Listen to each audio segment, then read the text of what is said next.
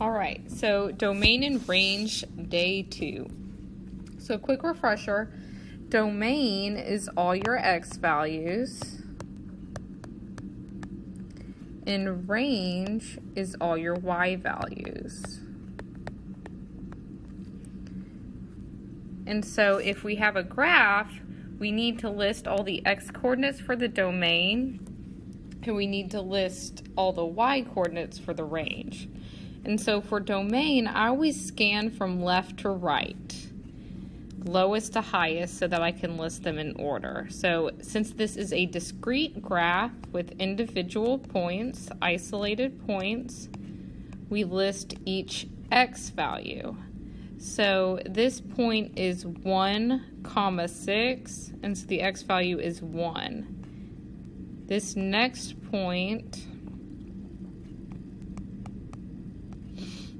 is 2, 6.5. This point is 3, 7. We've got 4 for the x here and 7.5. We've got 5, 8. 6, 8.5. 7, 9.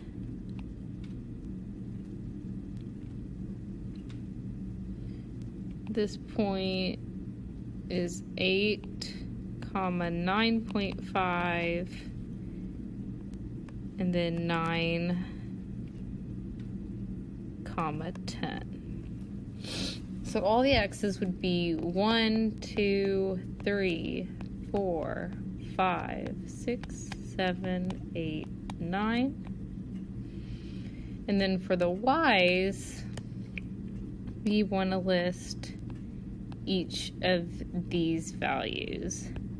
So we would have 6, 6.5, 7, 7.5, 8, 8.5, 9, 9.5, 10.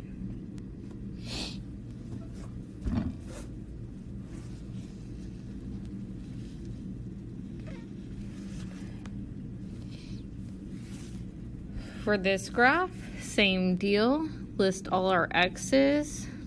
Here, I always like to write the points first. So 1, 5, 3, 5, 4, 2, 6, -2. So our x's are 1, 3, 4, and 6. And then our y's are -2, 2, and 5. And remember, we do not repeat the 5 in our roster notation. Okay, this one's even easier. We've got our inputs getting mapped to our outputs. Our inputs, if we write them in order, are -2, 0, 4, and 6. And then our outputs, if we write them in order, are -2, 1, 2, and 4. Inputs to, let's write it in order. -4, 2. Our outputs, -2, 3, and 5. And on another note, this is a non-function. 2 has 3 different outputs. Can't have an input with more than one output. All right, so on these previous examples, these were all discrete functions and relations, just isolated points. We are now going to get into continuous functions. And so remember, continuous means connected. And so this entire graph is connected. And when you have a connected graph like that, you can't just list your x's and y's anymore. We have an infinite number of x's between these two endpoints here. And so yes, we have these endpoints, which are, let's see, 1, 2, 3, -3, 2, and then we had 4, -3. We have those two endpoints. And so we have to list every single x value between this -3 and the 4 in order to count for all the x's. And so we don't want to do that because we can't do that. And so we switch notations. Instead of listing it in roster or set notation, we are going to use inequalities. And so for domain, go ahead and write the x, and then we are going to write two inequality symbols on each side. The little alligator always eats to the right because we are always going to write from lowest to highest.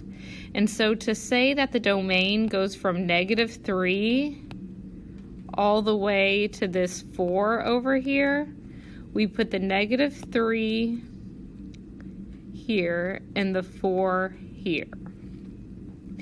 And then because we have these points filled in, we put a line underneath the inequality. So anytime you have an endpoint or a point on your graph, you are going to use a line underneath your inequality. Anytime you have what is called an open circle, an unfilled endpoint, you do not put the line underneath. This includes that number. This excludes that number. Okay, and so we want to include both the -3 and the 4 because we have points there on our graph. And so the way we read this in math is all real numbers from -3 to 4, including the -3 and the 4. And so we do the exact same thing with the range, only this time we use a y. Alligators eat to the right. And then our lower endpoint is -3, and it goes all the way to 2. So -3 to 2, and we want to include both endpoints because there's not an open circle there. We call that an open circle, unfilled in. Okay, so for our next graph, we have a weird circle looking thing, I guess an oval. And so look for your endpoints. For your domain, we're using x. And since this is a continuous graph, we have to use our inequality notation. And so my endpoint on the left is -2. My endpoint on the right is +2. So this function goes from -2 to 2. And even though they didn't put a big closed circle here to show a point, anytime there's not an open circle, we get to put a point there. Okay, anytime there's not an open circle, you get to fill in a circle right there. And so we do want to include both this -2 and 2 because there is not an open circle. Looking for the endpoints of our range, we scan from bottom to top because range is always our y. And so as we scan from bottom to top, our lowest y value is at -2 in the y, and it goes all the way up to +3. And so we put our y, alligators eat to the right, we have a -2 here, and a +3 here, And we want to include both because since there is not an open circle on either of these, we get to close it ourselves. So our range goes from -2 to 3. Our domain goes from -2 to 2. For our domain, go ahead and draw your X. You can draw your alligators. And so our left endpoint as we scan from left to right is here at 1, 2, 3, 4.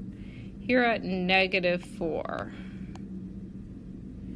And our right endpoint is at 1, 2, 3, +4. And so this function goes from -4 to +4. And both of these have closed circles there, so we want to include both. And for range, our lowest y value is right here. Our highest y value is up here. And so our function goes from -3 to +2. -3, +2. And since there isn't an open circle at either end, we put a line under both. All right. Now we have a function that has arrows. And so if we're talking about domain, this function, as it's going up, it's also continuing to the left. Okay? And so as a function goes to the left forever, it's going to the -x direction or -infinity. As it goes to the right, it's going to +infinity. And so these arrows are pointing up, but they are also going to the left in the negative direction and to the right in the positive direction. So this function actually runs all the way from -infinity all the way to the +infinity in the x direction. And so I've seen it written like this, -infinity to +infinity. But that's also known as all real numbers. There's no x value this can't include. And so they may just write it out as all real numbers.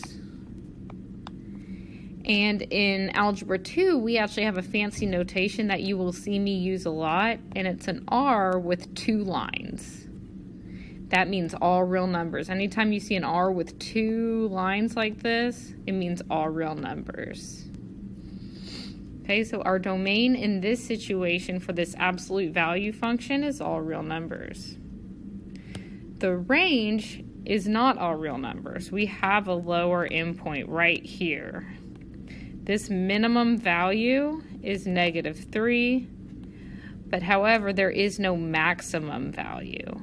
And so there's 2 ways to write this. We're using a y and our alligator eats to the right. And our lower endpoint is a -3. And in this case, since this function is going up forever, it's going in the +infinity direction. Down here would be the -infinity for the y's. And so our upper endpoint is +infinity. That's one way to write it. Another way to write it is just to notice it's if we say that we want to include all values greater than -3,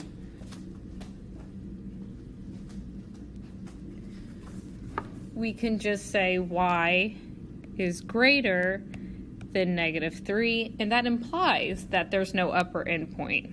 If it's greater than -3, it's going to +infinity. We do need to include the line because we do actually equal that -3. You can never, ever, ever put a line with infinity. You can't ever actually equal infinity, so you will never have a line underneath your alligator or your inequality symbols for infinities. Another thing I want to point out that is, notice in this notation, the alligator, the inequality is eating the y. It's eating the y. And so make sure you preserve that and don't accidentally switch which way the inequality is facing.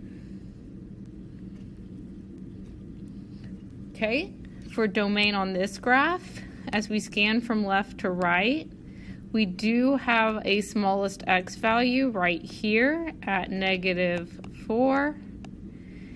And then as we go to the right, this function is going to the right forever.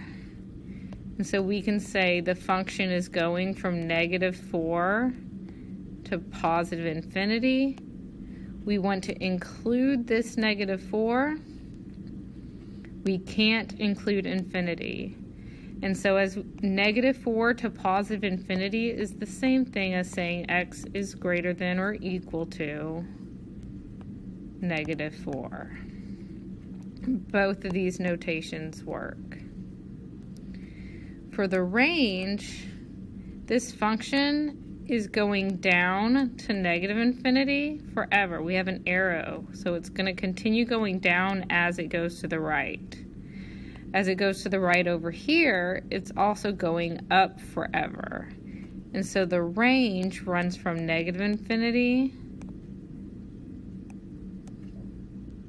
to positive infinity. And so we know that as all real numbers, or we can use our fancy double R. Need to put an S at the end. Okay, for domain, this function is going down, but it's also going to the left forever. And it's going to the right forever. And so domain would be all real numbers or negative infinity to positive infinity. The range is going down to negative infinity, but it doesn't go higher than y equals 0. And so from negative infinity to 0, and we put a line because we want to include that 0. And that is the exact same thing as just saying y is less than or equal to 0. And that assumes that, yes, it's going to negative infinity on the other end.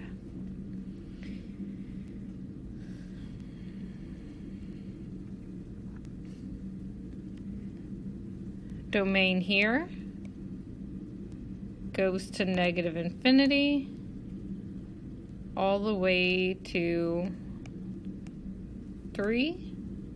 So we can say x is less than or equal to 3. And if you want, you can tack on the left endpoint of negative infinity. The range goes from negative infinity to 0. Negative infinity to 0, include the 0, and again, these infinities aren't necessary. Y is less than or equal to 0 for the range. X is less than or equal to 3 for the domain. So I'm going to leave some for you to practice on your own.